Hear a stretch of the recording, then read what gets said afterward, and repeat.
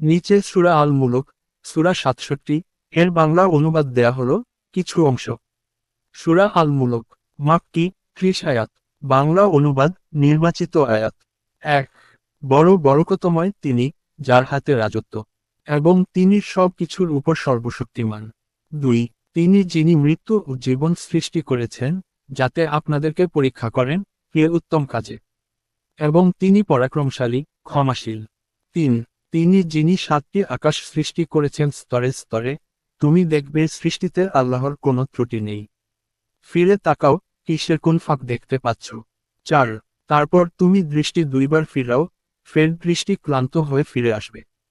14 মধ্যবর্তী আয়াত।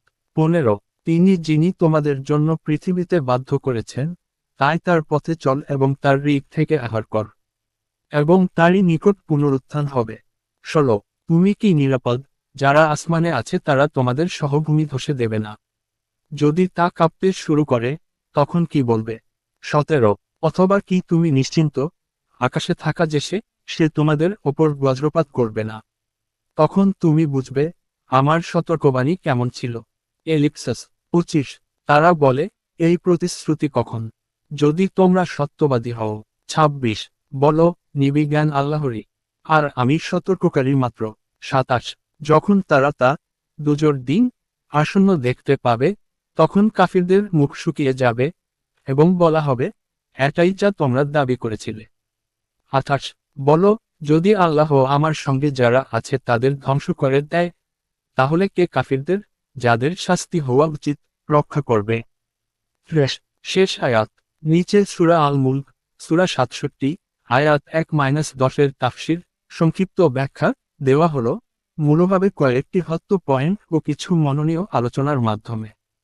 আয়াত 1 বরণ্য তিনি, যার হাতের রাজ্য, এবং তিনি প্রতি কিছুর উপর সর্বশক্তিমান। তাফসির ব্যাখ্যা।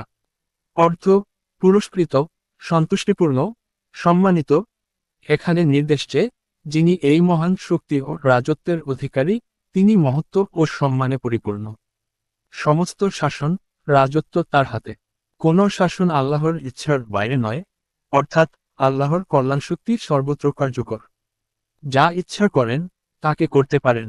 এই আয়াত দিয়ে মূলভাবে বিশ্বাসীদেরকে স্মরণ করানো হচ্ছে যে, সৃষ্টিকর্তা মহত্বে ও ক্ষমতায় পূর্ণ, এবং তার রাজত্ব সর্বত্র বিস্তৃত।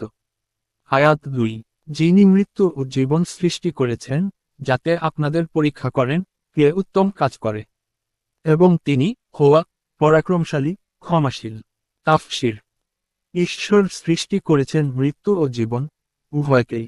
উদ্দেশ্য, আপনারা পরীক্ষা হন, দেখতে কে উত্তম কাজকর্মে সচ্চরিত্র প্রদর্শন করে। শুধু কর্ম নয়, নৈতিক ও অভ্যন্তরীণ দিক থেকেও উত্তমতা দেখা হবে।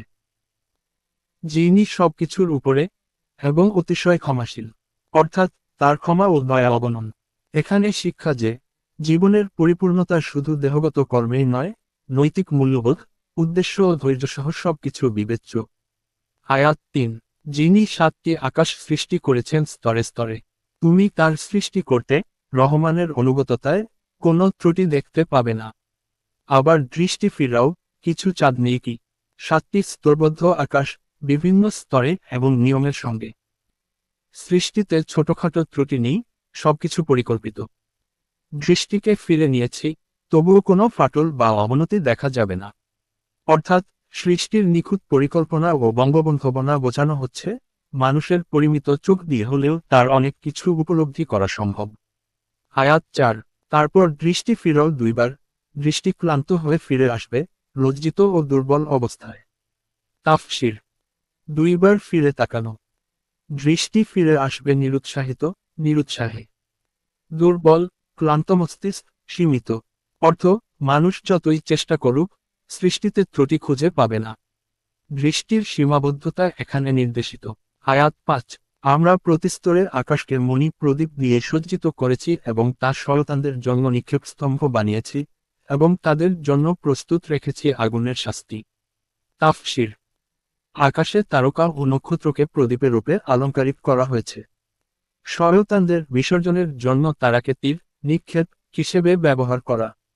শয়তান যখন চুপকে আসে, তারা তাদের ধ্বংস করে। তাদের জন্য আগুনের শাস্তি প্রস্তুত রয়েছে।